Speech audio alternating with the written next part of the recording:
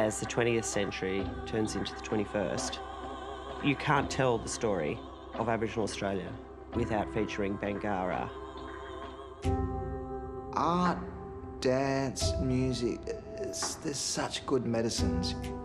They're really, storytelling is the best medicine you can have, you know, it's what sustains us as a society. Of course, at the core of it, there's these three beautiful brothers. Russell, this kind of mercurial, physical one. Then I came in contact with traditional dance, I'm talking about Northern Territory. I found the inner essence of dance. David, with the mischievous twinkle in his eye. I think it's through the arts is the only way that we're going to educate, Australia. That's the way they're going to accept us as a race and as a beautiful race with a funky bass. Stephen, the kind of responsible one. I had no idea about any dance forms, but I knew straight away when I walked in there and I seen all that mob, I knew that I was at home. We were a mixed bunch, real motley crew, all different styles, different training. We didn't know what we were a part of, but we knew that it was important. We explored a whole array of social issues that we weren't afraid of that were affecting our communities. You're spending 70% of your energy re-educating people's ignorance, whether they're innocent or whether it's deliberate. You're still reinforcing that awareness that this culture is alive.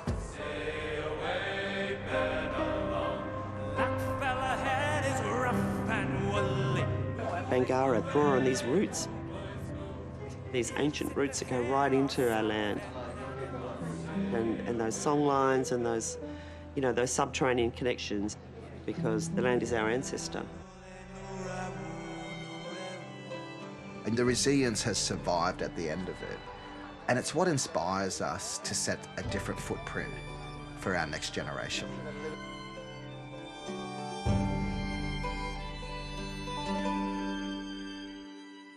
Beautiful pictures, and you can see the full story of the company in the documentary Firestarter, currently playing on ABC iView. Just dial it up, and I'm pleased to say that Stephen Page joins us now from Brisbane. Gee, it's lovely to meet you, Stephen. Thank you so much for making time for us. Congratulations on a mighty 30 years. Oh, thanks for having me. Sorry if I seem a little bit exhausted, but I just ran out of rehearsals. Did you? Wonderful, yeah. Wonderful. We'll slow it down. We'll take you back to the beginnings of this company in that extraordinary time. I was reminded today, 30 years today since Keating's Redfern speech. You had a great flourishing of the arts at that time, 30 years ago. And yeah. When you imagined this company, what was the scale of your ambition? Well, I was a 25, 24-year-old. I don't know if I know the flesh and the colour of what that scale looks like as an ambition.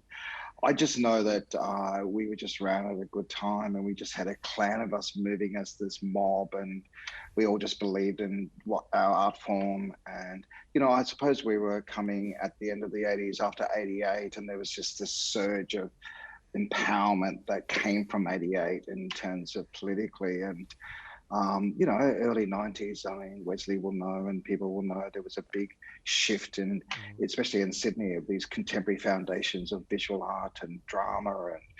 And we were just lucky that we picked dance as this form of storytelling. And so, just all those energies sort of channeling into this one little pod, and we just went with it. And my brothers pushed me up the front, and we had graduates from their first, Aboriginal Dance Theatre college, and those graduates couldn't work in the mainstream. There was no work for them. So they were just like, let's just start our own professional arms. So I think we were just thriving on the energy of that.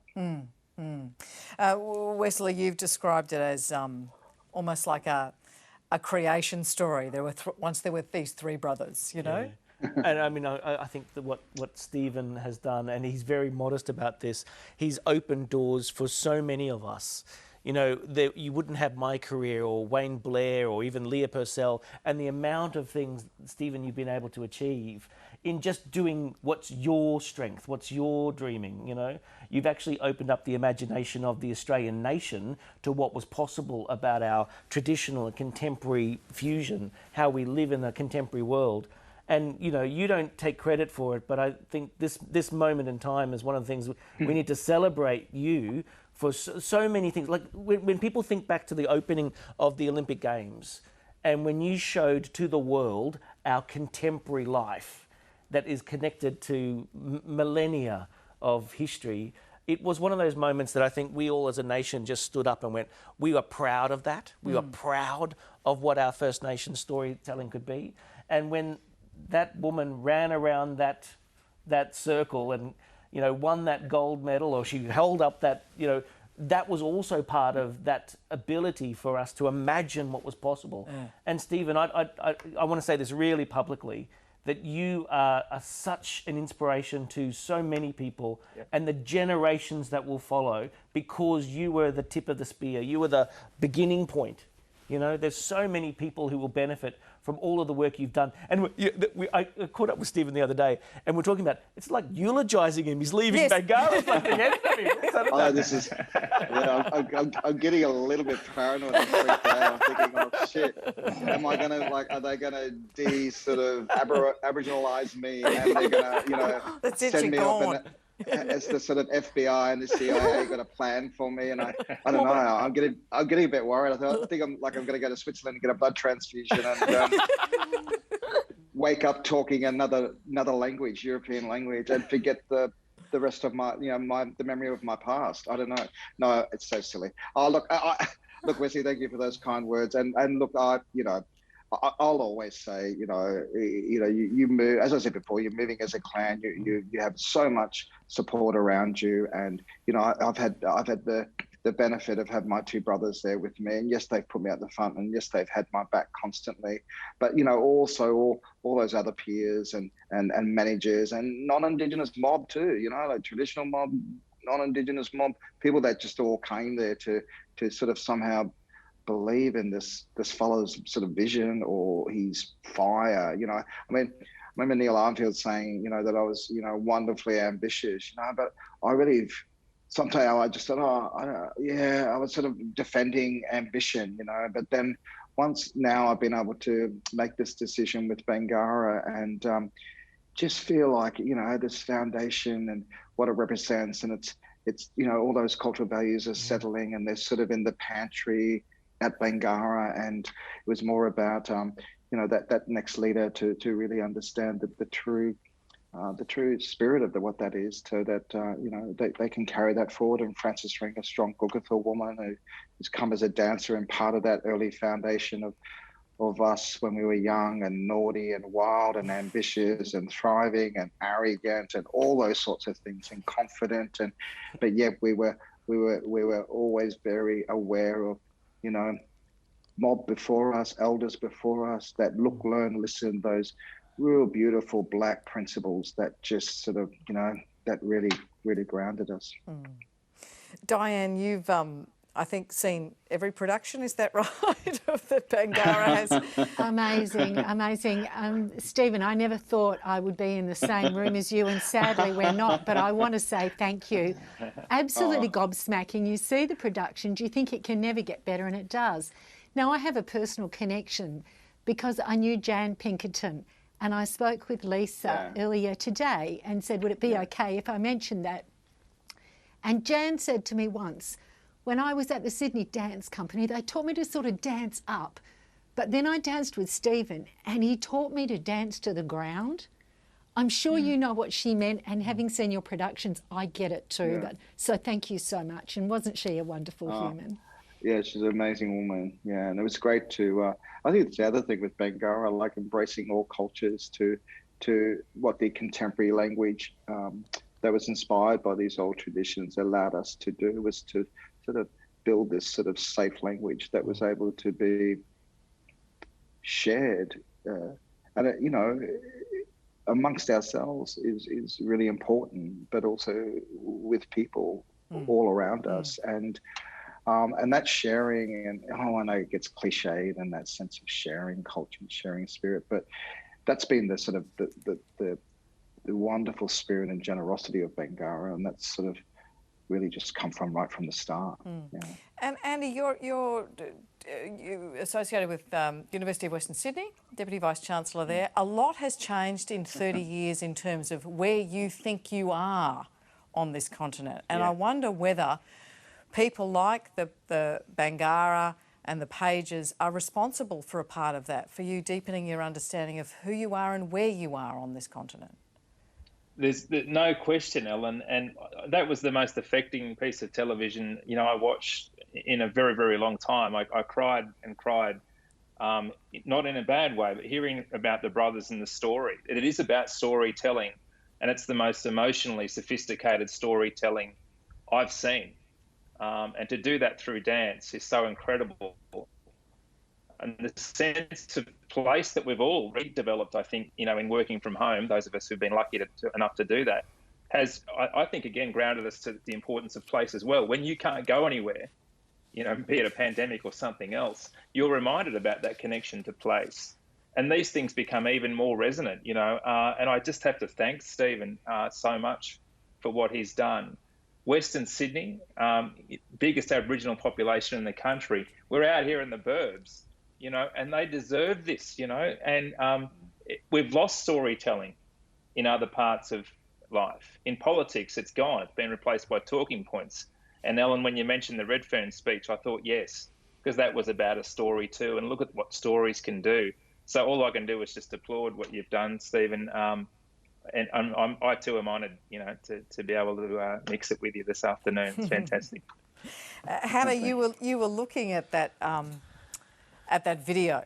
Yes. Of those amazing dancers moving their bodies, and you were envying them, going, oh, to move like that and to see that sort of production. Yeah, I wish that going to Bangarra Theatre was mandatory for all school children everywhere, because I think that would be so important and so meaningful and powerful for learning about Indigenous culture in a way that feels a lot more authentic than being taught it by mainly white teachers who are kind of constantly telling you the same story.